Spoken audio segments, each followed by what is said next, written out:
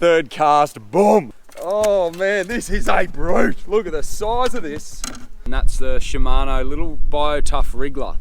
It is that frantic. Look at that. Do you know what that sign up there says, Tom? No.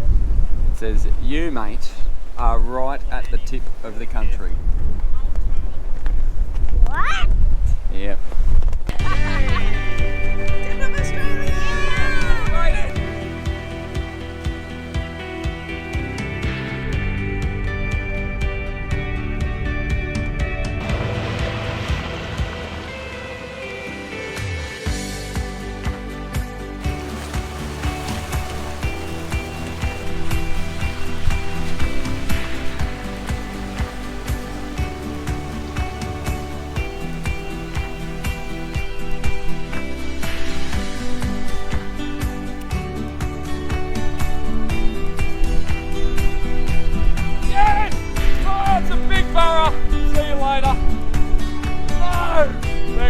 Leader and everything. Oh, see you later. The big bomber. No way. 40-pound Gonski.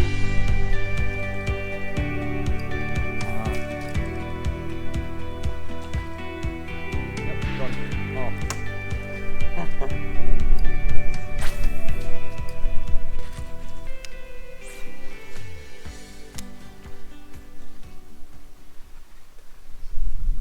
Yes, there he is. Good Jack.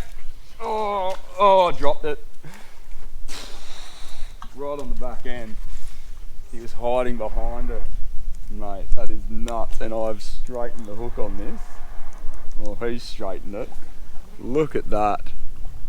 Look at that. That is unbelievable. God, the power they've got.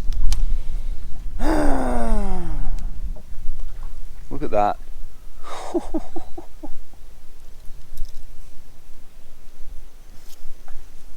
God, he waited. He was a bit cruisy. They're a bit cruisy this afternoon. He waited until I gave it right to him where he wanted it. Oh, again, got it. Oh, mate, they miss so often. Up here it's nuts, and some of them are Trevs, but maybe they're all Trevs just missing. Mate, he hasn't even got that. He's completely missed it again. Okay folks, I'm back at it again today. Spirits are renewed and it's the middle of the day, but I reckon the tide's a little bit higher. I reckon I've got about another almost a metre in the tide, which is what I wanted yesterday, so no excuses now. I'm going to shoot around to a section that I checked out yesterday and hopefully pull some fish.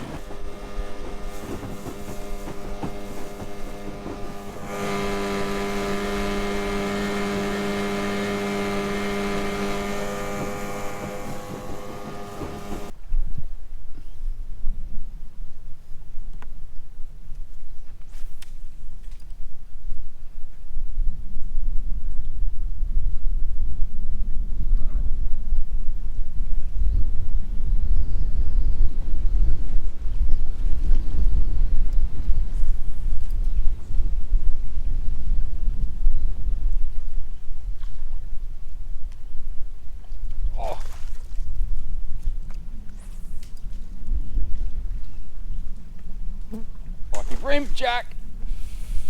Oh, God. Oh, it's Steve-O Davo. Let's have a look and see how good these little plastic seals are. Here's a proper snag.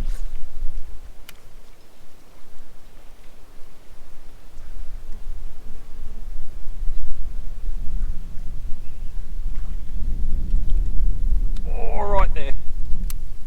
Oh, first cast, Steve-O. Hit first cast.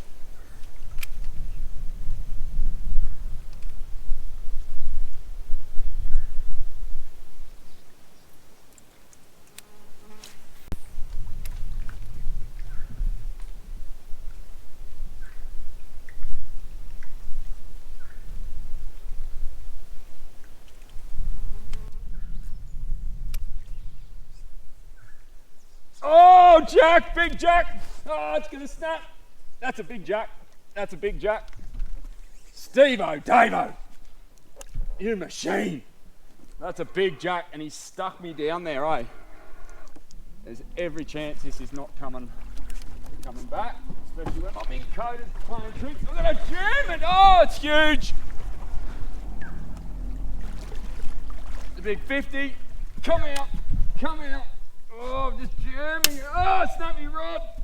High sticking it. No. Look at the size of this, Steve-o. Oh, you machine.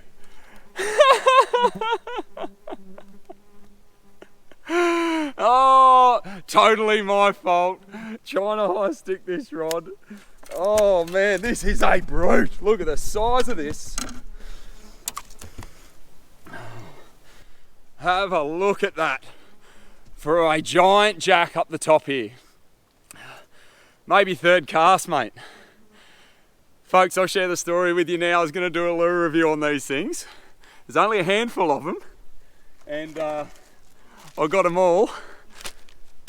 A good mate, we've shared a lot of stories over the years on Facebook and shared our ideas, and he came and met me in Bargara on the way up, gave me a handful of his home poured lures and said, Johnny, just give these a go, mate. First cast hit, third cast, boom. How good is that? Snap rod, I brought 3 of those skip casting rods up. Now I've got 2, so it's all right, it's okay. And there's plenty more of them because they're still making them. Oh, wow, what a fish. What a highlight. That is just unreal. It pays to have something that no one else has got, I reckon. Fishing with a lure that the fish never see. Back you go, big guy. Fishing with a lure they never see just makes such a difference. And look at that true tail at the back there, tiny little profile, red eyes. And I didn't go weedless. I went something with a big strong hook, a nice little 1/6 TT headlocks. Oh mate, I'm frothing. I've got to swap me rod, have a look at this. And that is all my fault. That's poor craftsmanship in terms of my work, not Shimano's. I'll give you the tip. I shouldn't have lifted it way up. I should have reeled in, because once you go way past your headline or even up near your head, you run that risk. And these are a Bass Raider, not a jack or barra rod. I'm punching well above my weight with these as it is. So these are my favourite skip casting rods. That's why I got 3 of them. And yeah, now I've got 2. What a brute. Woo! Bone rattler. Now I know why I got that fish in, and it's because I've rigged these rods differently. I've got some 20 pound setups. This one here, the reel with the line spooled on it that I'm just throwing on my other Raider, is a 20 with 40 pound. And so that just given me that extra insurance that when that jack was down around those sticks, I still had a red hot go the whole time.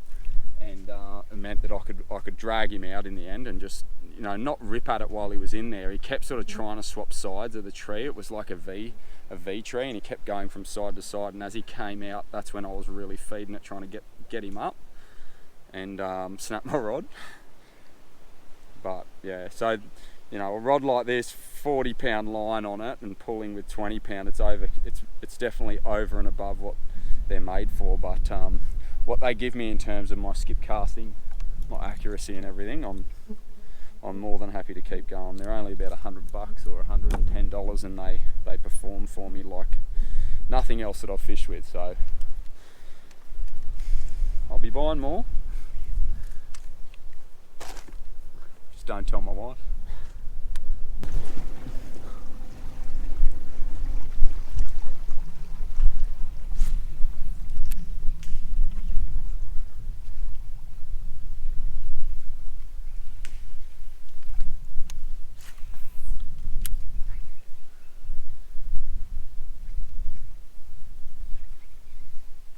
Oh, they're going after it. I got it.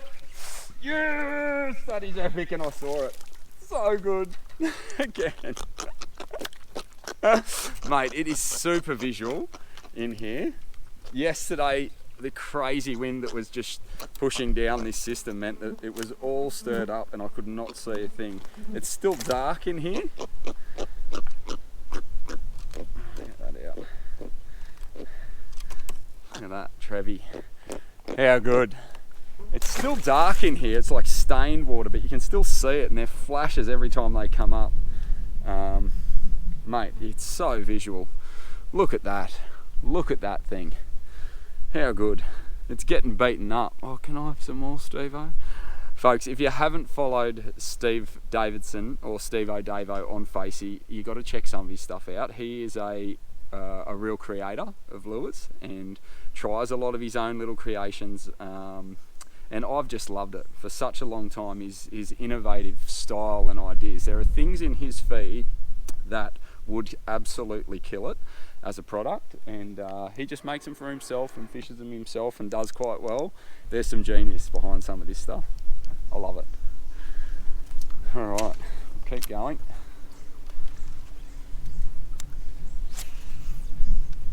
And makes it better, super nice guy. We pulled into Bargara and I caught up with him, and he brings a bit of fresh produce for my wife. So we had fresh fruit and vegetables that night for dinner and then for breakfast the next morning. Unreal. What a bloke. Oh, there was Jack come out then. Mate, they are following out and then grabbing it right as I'm pulling it out. It's almost worth a fake lift retrieve. Like, I used to use this a lot on the Gold Coast fishing rock walls, where you're dropping your lure, or on the Gold Coast you're fishing like rock bars and things a lot, so you're getting your lure down deep, and as you're coming out and the lure starts to leave the thermocline or leave the area of the water where the fish are sitting, they chase it down and hunt it. But a lot of the time, if you do it right near the boat, you spook them. So you can do like a fake rod tip lift and before you get it out near the boat, and often that's the case how you can pull these fish. That's how I got that Trev. So it's like it's leaving the water and then they chase it, hunt it down, smash it, and you haven't spooked it. Alright, we'll go around this side. There's just stuff everywhere here, look at this.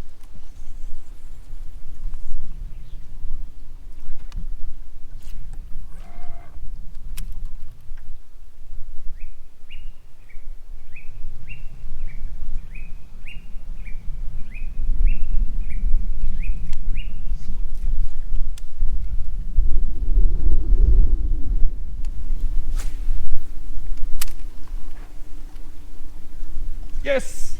On. Oh, beautiful. I think Jack too. Yes! Beautiful Jack. Come here. Oh, so good. Look at that.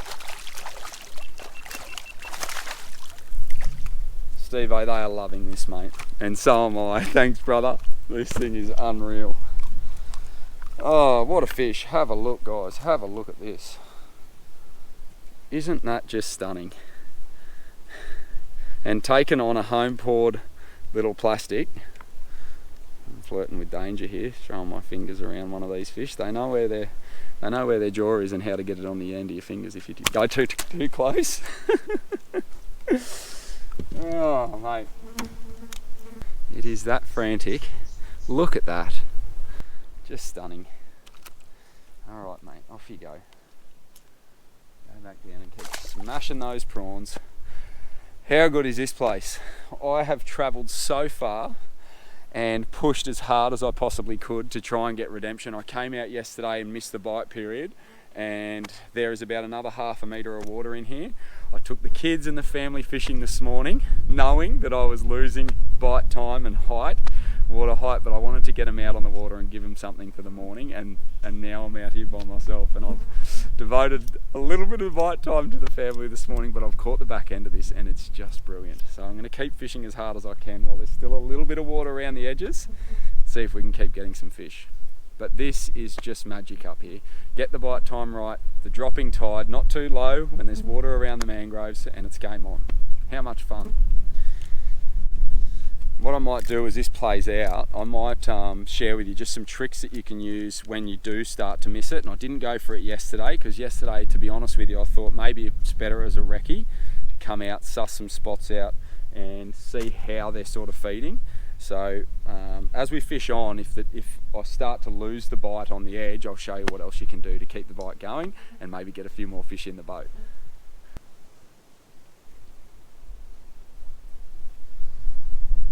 Yep, got it. Sick. What? Little mud skipper and little finger mark. My first one for the trip. And he's tiny, but gorgeous all the same. So much like a little Jack, little Lou Janet. I'm sure if I get it in the chance, he'll have a crack at me with those canines. Look at that. Just on this BioTough Wriggler. How cool.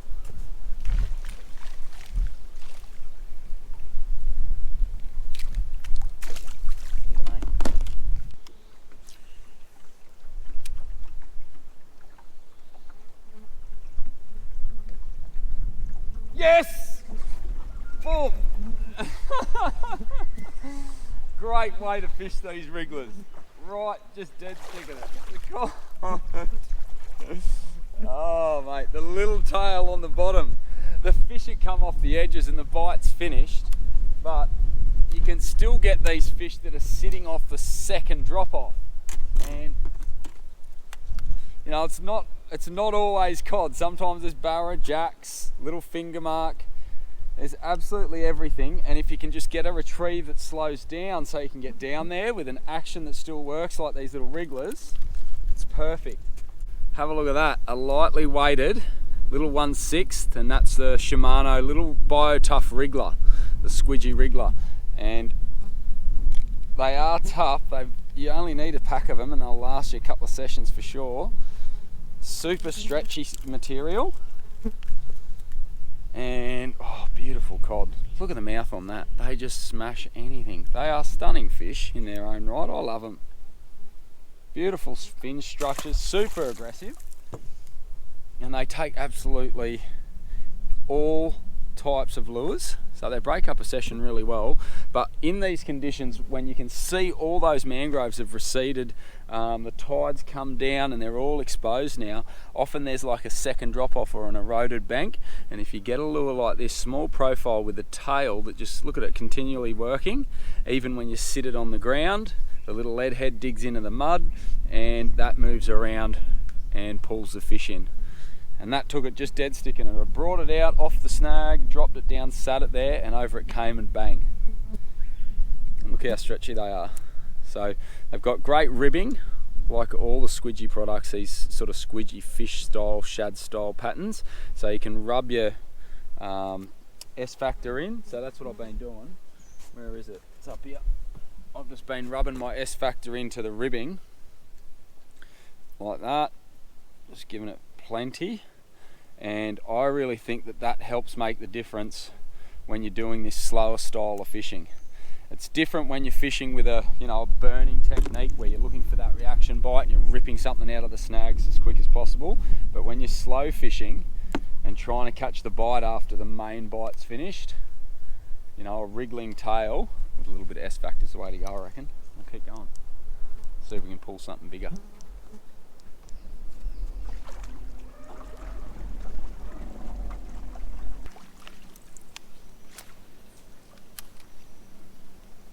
Oh, Jack, they're fighting on it.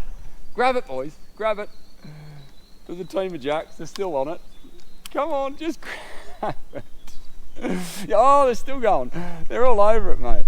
Out the back here, this is epic. There's boils everywhere. Stop the motor, you idiot. All right, maybe they're back in there. Baby Jacks, come on. Oh, that's in the honey hole. It's not coming out alive, this thing. Come on. That was epic. All right, well this is telling me something.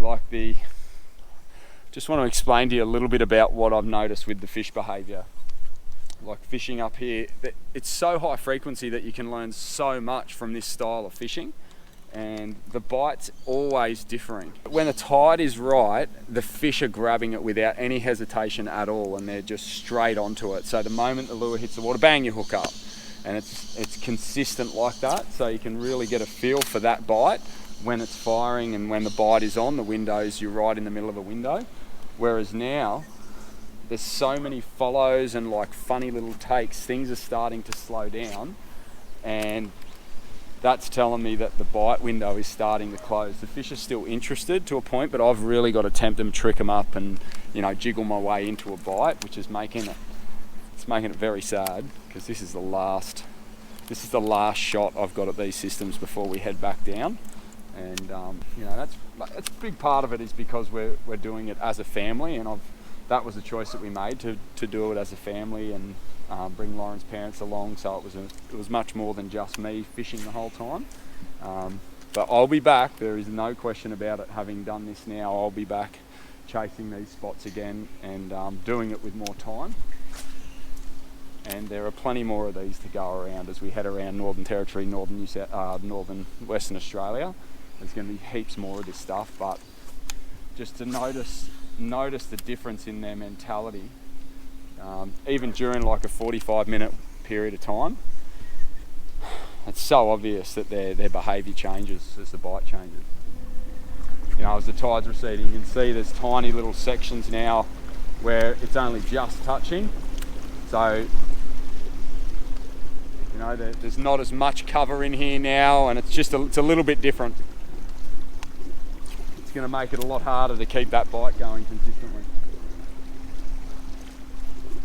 So what I've really got to look for now is, try and find those bigger protruding structures and fish those, and then fish the second drop off. If there's a muddy section where there's a second drop off, just fish that. Hopefully it's starting to rain, hopefully there's no rain on the lens.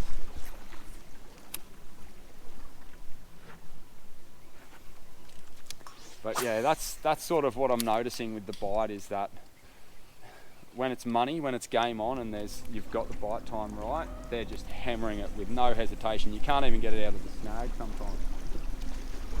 This is actually a really good opportunity to show you something right here where we are, and it might pay off. So I've been fishing with skip casting lures, little 1/6 ounce things like that, and burning them back, little paddle tails.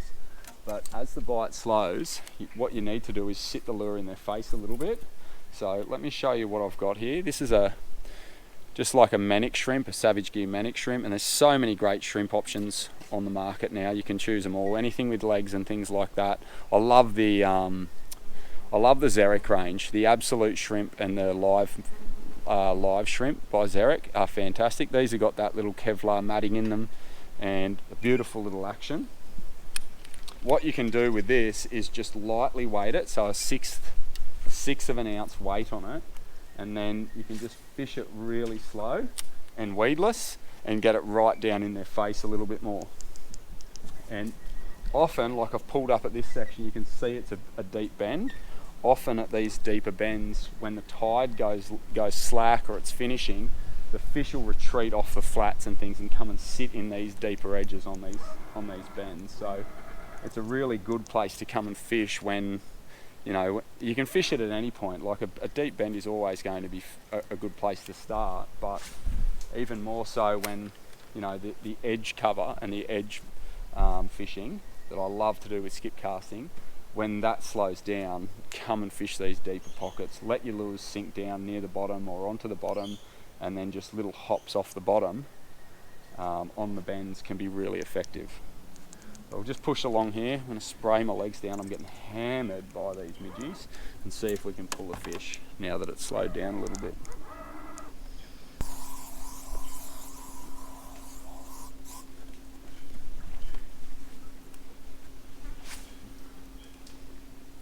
And really the places that I like to hit in these bends, so it's where the bulk of the water first hits. So it's that front edge of the bend as it's running out, because that's usually where a lot of the erosion takes place. So it's kind of like right here, and I can see there's a broken edge and it's a steep bank here. Maybe in these shadows here might be worth a shot. So that's what you want to do. And I like to bring it back with the tide if I can, but it doesn't necessarily matter, especially with a shrimp presentation, because a shrimp is so, you're sort of very slowly working it, and they do face into the tide when they're swimming a lot of the time. So it's just that technique where you're just letting it go down, you're watching your line, and you're just picking up any little tick on the way down is the way to go. Set the hook like that.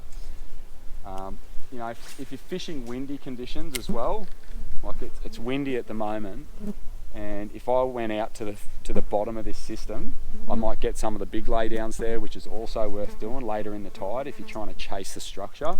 Often it's down the bottom of the system where the big logs go and rest up at the sandy end of the system, and it's out further. You can chase it like that, but the other thing you want to watch is when you're casting your lure out, if you're doing this style of fishing, you want to lay your line down and lay it down as flat as you can get it, so that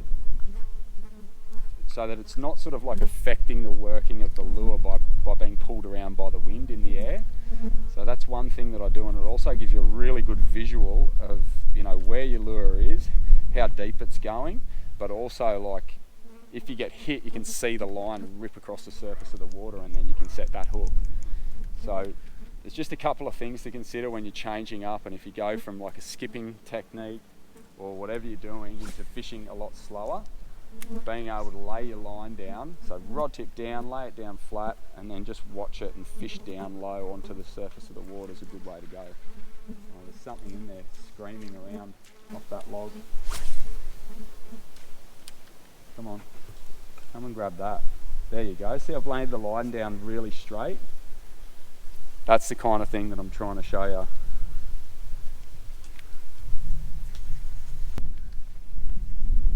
Yeah, the tide's fully slowed down now. I've got to go and find some movement somewhere, I reckon, because this happened yesterday, and it just goes completely dead, and it's so difficult to get a bite unless you hit a big key structure where there's something aggressive sitting on and it's a territorial bite. You can't pull a bite. And it was so cut and dry yesterday, the way that played out. Timing and the tide and using that to your advantage is just such a key factor up here that I've found. Like this place half an hour ago was absolutely charging, and I was struggling to get a lure back, and now it's dead. So it's so obvious that it's a tidal thing.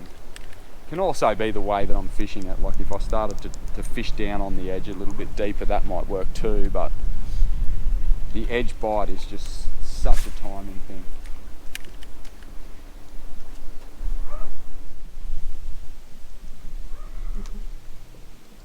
Yep.